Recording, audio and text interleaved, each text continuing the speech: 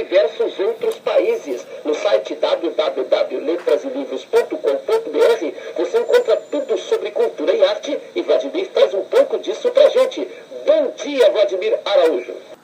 Bom dia, Cláudio Teran. Bom dia, ouvintes do Domingo Total. E na semana de abertura da 20ª Copa do Mundo de Futebol, nossa dica de leitura lembra um dos acontecimentos mais marcantes envolvendo esse esporte que aconteceu há mais de 70 anos e que prova, mais uma vez, o quanto valores, ideologia e o caráter de um povo podem e devem sim se sobrepor a qualquer forma de opressão, seja ela econômica, totalitária ou social.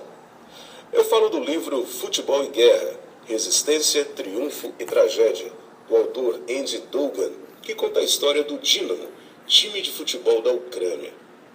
E essa história começa exatamente no dia 19 de setembro de 1941, quando a cidade de Kiev, capital ucraniana, foi ocupada pelo exército nazista durante a famosa Operação Barbarossa.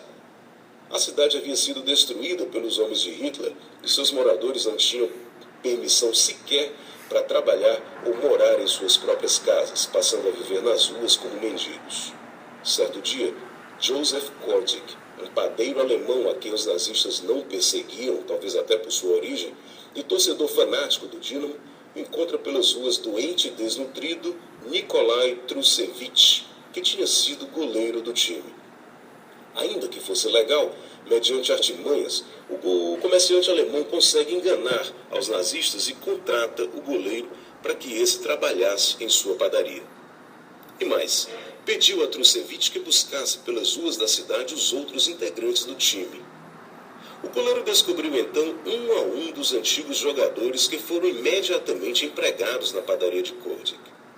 Muitos tinham perdido suas famílias nas mãos do exército de Hitler e o futebol era a última sombra mantida de suas vidas anteriores.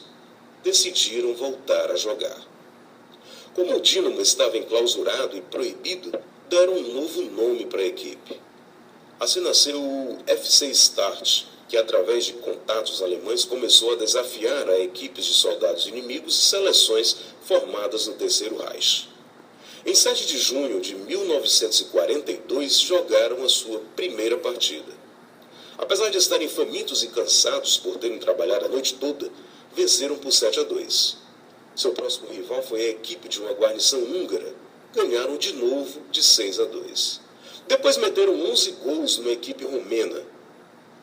A coisa ficou séria quando, em 17 de julho, enfrentaram uma equipe do exército alemão e golearam por 6-2. Muitos nazistas começaram a ficar chateados pela crescente fama do grupo de empregados da padaria e buscaram uma equipe melhor para ganhar deles. Trouxeram da Hungria o MSG com a missão de derrotá-los, mas o FC Start goleou mais uma vez por 5-1. Em 6 de agosto, convencidos de sua superioridade, os alemães prepararam uma equipe com membros da Luftwaffe, Força Aérea Alemã, o Flakelf, que era um time utilizado como instrumento de propaganda de Hitler. A surpresa foi grande porque, apesar da violência e falta de esportividade dos alemães, o Start venceu por 5-1. Depois dessa escandalosa derrota do time de Hitler, os alemães descobriram a manobra do padeiro. A superioridade da raça ariana, em particular no esporte, era uma obsessão para Hitler e para os altos comandos. Por essa razão, antes de decidir fuzilá-los, queriam derrotar o time em um jogo. Com um clima tremendo de pressão e ameaças por todas as partes, anunciou-se a revanche para 9 de agosto, no repleto estádio Zenit. Antes do jogo, um oficial da SS entrou no vestiário e disse em russo: "Vou ser o juiz do jogo. Respeitem as regras e saúdem com o braço levantado", exigindo que eles fizessem a saudação nazista. Já no campo, os jogadores do Start levantaram o braço, mas no momento da saudação, levaram a mão ao peito e, no lugar de dizer "Heil Hitler", gritaram "Fizkultura", uma expressão soviética que proclamava a cultura física. No intervalo, receberam novas visitas ao vestiário, desta vez com armas e advertências claras e concretas. "Se vocês ganharem, não sai ninguém vivo", ameaçou um outro oficial da SS.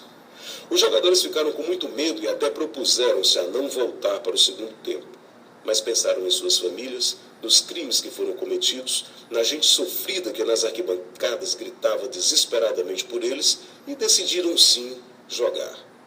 Deram um verdadeiro baile nos nazistas.